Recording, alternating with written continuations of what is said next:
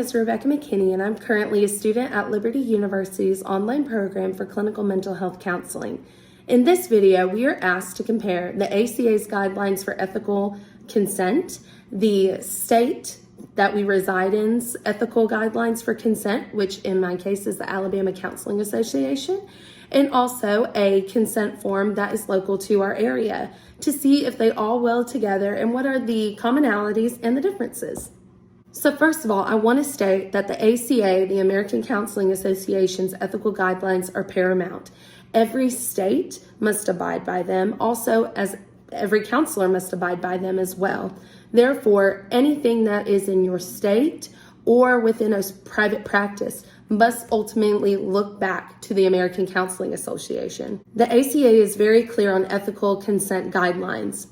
To sum it up, although it can be really extensive and there is a lot to go through, there are three main categories that the ACA wants clients to be informed upon before they start their treatment and before they start their counseling relationship.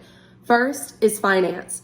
Clients have a right to know how much they're going to pay, how often they're going to pay, payment options that are available, insurance fees that may apply, including copays and deductibles, and the late fee policy for the private practice.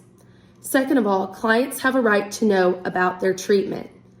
They need to know who the counselor is, what the practice does, their limitations and the counselor's limitations.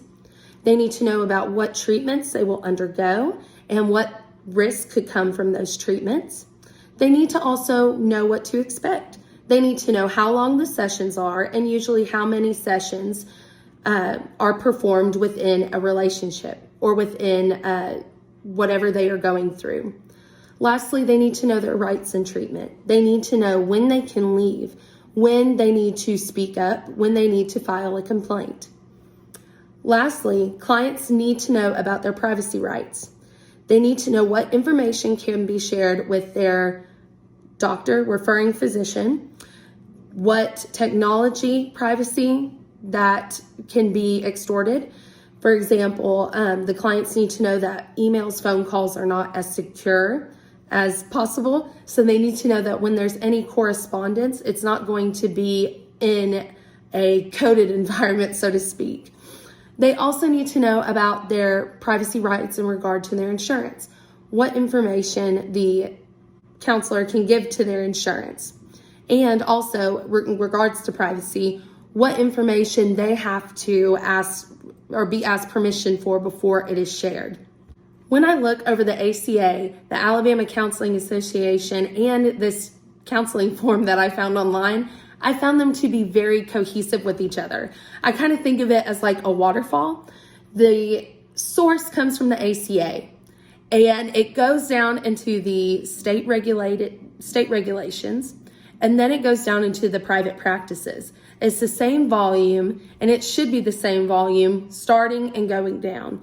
Therefore, when you look at as for me, the Alabama Counseling Association, you see that all their ethical guidelines for informed consent refer to the American Counseling Association.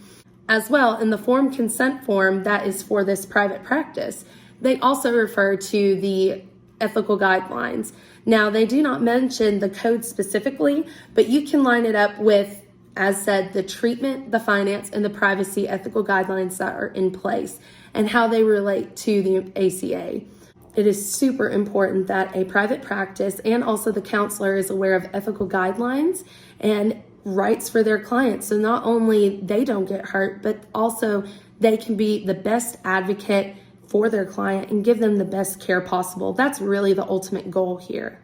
Thank you so much for watching my video, and I can't wait to watch yours. Thank you.